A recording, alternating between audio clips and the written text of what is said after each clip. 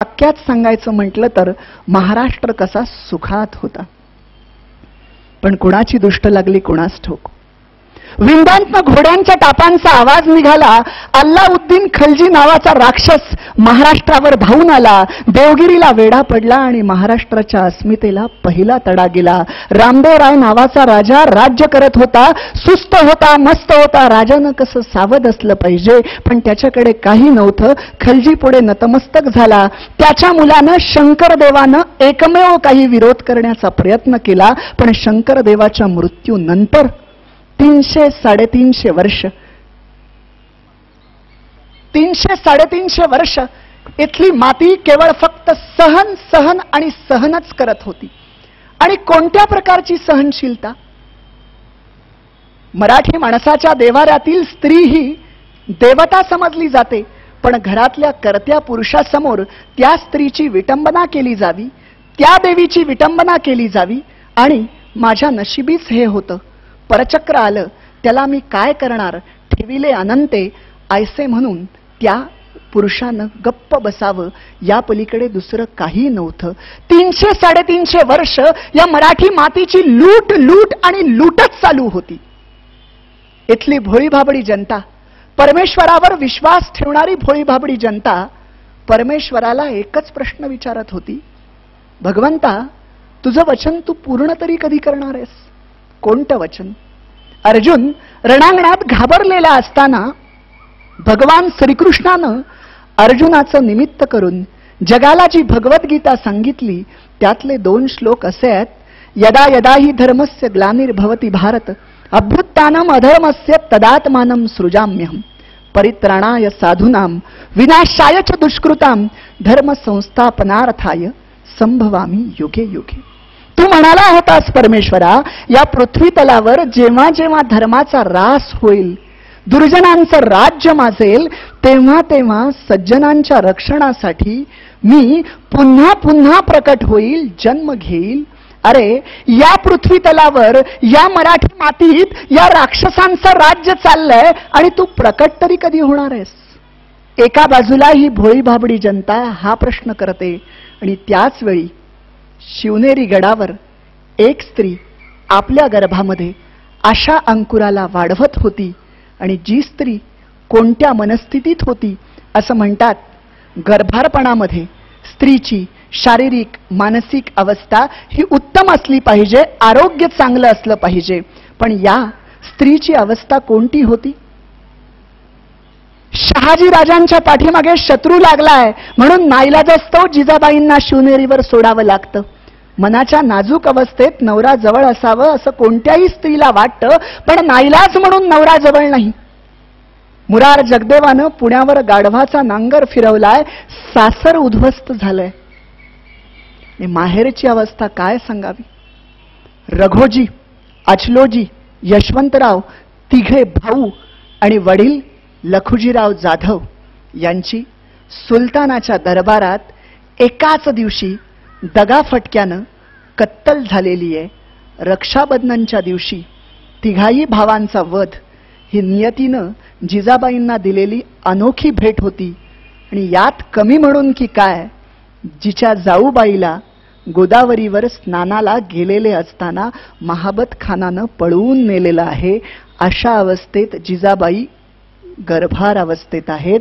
दुसरी कोणती स्त्री असती तर शिवनेरीवरून उडी टाकून आत्महत्या केली असती. पण या स्त्रीचे डोहाळे तरी कोणते होते? कमरेला तलवार लटकवावी, बुरुजावर उभं राहून खालची माळवद पाहावीत, फाटक्या तुटक्या कपड्यातला माणूस पाहावा, त्याच्या आतल्या माणुसकीला हात घालावा, त्याला न्याय मिळवून द्यावा, अशा पद्धतीचे डोहाळे या स्त्रीला लागत होते. शिवाई देवीला रोज प्रार्थना करत होती. उगवत्या सूर्यनारायणाला पूर्वेकडे पाहून रोज ही स्त्री सांगत होती की परमेश्वरा, सूर्यनारायणा, साक्षात तूच पोटी जन्माला येणार असशील तर ये.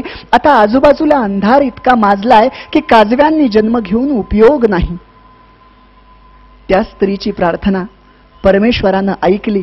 भोळ्या भाबड्या जनतेची ही प्रार्थना ऐकली आणि 19 फेब्रुवारी 1630ला शिवाजी राजांचा शिवनेरीवर या मराठी मातीमध्ये जन्म झाला. राजांचा जन्म नक्की केव्हा झाला यावर महाराष्ट्रात वाद असतील, प्रवाद असतील, पण राजे जन्माला आले होते आणि त्यांनी हिंदवी स्वराज्य स्थापन केलं होतं, या बाबतीत मात्र महाराष्ट्रातल्या कुणाचंही दुमत नाही. मला असं वाटतं महाराष्ट्रासाठी हीच भाग्याची गोष्ट आहे. व्यक्ती कोणत्या तारखेला जन्माला येते यापेक्षाही ती जन्माला आल्यानंतर कोणतं कर्तृत्व करते हेच महत्वाचं आहे. नाहीतर आत्ताही या घडीला पृथ्वी तलावर जन्म घेणारे अनेक मानव असतील, पण त्यांची गणती कोण करतो? राजाचं आयुष्य काय हो? 1630 ते 1680, 50 वर्ष. माणूस 50 वर्षात काय करू शकतो? जन्माला आलो, शाळेत गेलो, कॉलेजला गेलो, नोकरी लागली, लग्न झालं, मुलं बाळं झाली, निवृत्त झालो, आणि आता मीच माझ्या आयुष्याचा विचार करतोय. मी काय कमावलं, काय मिळवलं? नारायण सुर्वे तर एका कवितेत म्हणतात, 2 दिवस वाट पाहण्यात गेले, 2 दुःखात गेले, मोजतोय डोईवर राहिलेत किती उन्हाळे, शेकडो वेळा चंद्र आले, तारे फुलले, रात्र धुंद झाली, आणि भाकरीचा चंद्र शोधण्यातच जिंदगी बर्बाद झाली. ज्यांचं उभं आयुष्य भाकरीचा चंद्र शोधण्यात बर्बाद होऊन जातं, तिथे तर त्या काळामध्ये हातातली भाकरी ओरबाडली जात होती. अशा काळामध्ये राजांनी निर्माण केलंय 50 वर्षात. आणि काय निर्माण केलंय तर पुढच्या 50 लाख पिढ्यांसाठी शौर्य, धैर्य, राष्ट्राभिमान, धर्माभिमान या सगळ्याचा वारसा निर्माण केलाय फक्त 50 वर्षात. माणूस इतकं निर्माणच कसं करू शकतो? राजांवर जेव्हा मी विचार करतो, चिंतन करतो, तेव्हा बुद्धी चालत नाही. खरं सांगतो, मती गुंग होते की 50 वर्षात कसं निर्माण केलं, याचं कारण काय असावं? माझ्या बुद्धीला पटली ती 2 कारणं तुमच्या समोर ठेवतो. तुम्हाला पटतात का बघा. एक कारण त्या शिवाजी या शब्दातच दडलंय. शिवाजी हा शब्द उलट करून पहा, जीवाशी हा शब्द तुम्हाला भेटेल. शिवाजी राजाचं नातं सामान्य माणसाच्या जीवाशी जडलं होतं. राजाचं नातं जेव्हा सामान्याच्या जीवाशी जडतं तेव्हाच असामान्य असं काहीतरी तयार होतं, आणि ते राजानं तयार केलं होतं. आणि हे सामान्य माणसाशी असलेलं नातं कधीपासूनचं होतं माहितीये? वयाच्या अगदी 10-12व्या वर्षीपासून. राजे जेव्हा बंगळूरला जातात ना, तेव्हा बालराजांची अवस्था अशी असते की त्यांनी उद्ध्वस्त पुणे पाहिलंय, उद्ध्वस्त महाराष्ट्र पाहिलाय, आणि जेव्हा ते बंगळुरात जातात तेव्हा बालवयातही त्यांचे डोळे दिपायला लागतात.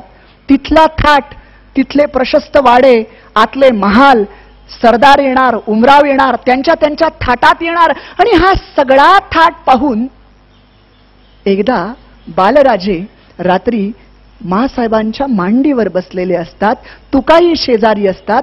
बालबुद्धीनं बालराजे मासाहेबांना प्रश्न विचारतात, मासाहेब, आपल्याकडे तिकडे कशी माणसं येतात तशी इथे माणसं का येत नाहीत?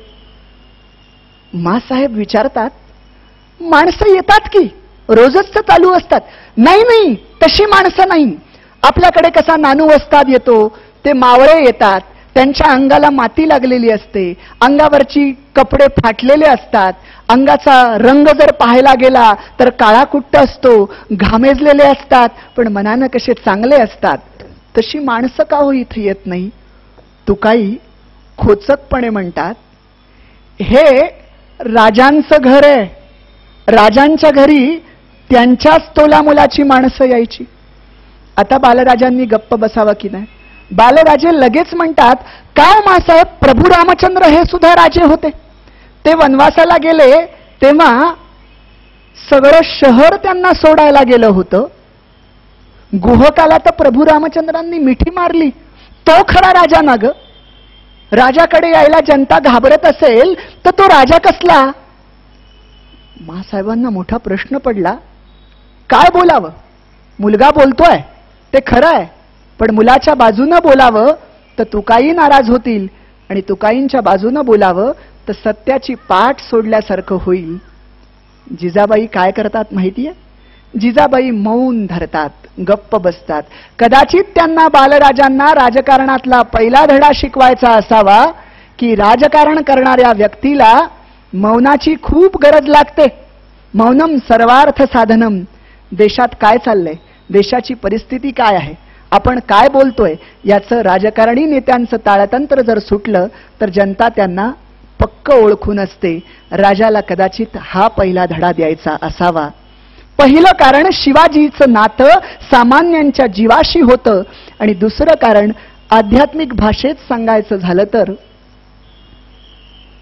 सामर्थ्य आहे चळवळीचे जो जो करील तयांचे, परंतु तेथे भगवंताचे अधिष्ठान पाहिजे. पण मित्रांनो, श्रोते हो, हे भगवंताचं अधिष्ठान कधी प्राप्त होतं? जेव्हा उद्देश चांगला असतो. आणि उद्देश चांगला तर असतोच, पण जे कार्य तुम्ही हाती घेताय त्या कार्यामध्ये कुठेही मी येत नसतो, त्यावेळेस तुमच्याकडनं मोठं कार्य उभं राहतं. कारण हा मी दोन्हीकडे घातक असतो. यश मिळाला, विजय मिळालं आणि आपण मी आणला, माझा विजय झाला की विजयाचा उन्माद आणि विजयाची नशा मनात चढू शकते. यासाठीही मी घातक. आणि दुसरा मी अशासाठी घातक की माझा पराभव झाला, माझ्यावर संकट आलं, अशा पद्धतीनं मीचा विचार केला तर त्या संकटात मी कोलमडून जाण्याची शक्यता असते. साक्षी वृत्ती महत्वाची. राजांच्या आयुष्यात ती साक्षी वृत्ती होती. हे राज्य व्हावे ही माझी नाही, स्त्रींची इच्छा. राजांनी इतके गड घेतले पण एकाही गडाला स्वतःचं नाव दिलं नाही. आणि वाईट याचं वाटतं की माझ्यासारखी तरुण पिढी रायगडावर जाते, सिंहगडावर जाते, तिथलाच एखादा मोठा दगड बघते आणि त्या दगडावर हळूच खिशातला पांढरा खडू काढून स्वतःसहित होणाऱ्या भावी कुटुंबाचंही नाव देण्याचा प्रयत्न जेव्हा करते तेव्हा मात्र मनाला खेद वाटतो. कुणा एका कवीनं रायगडाबद्दल म्हटलंय, रायगडावर खडे पसरले शिवरायांच्या पायी, हीच आम्हाला हिरे माणके दुसरी दौलत नाही.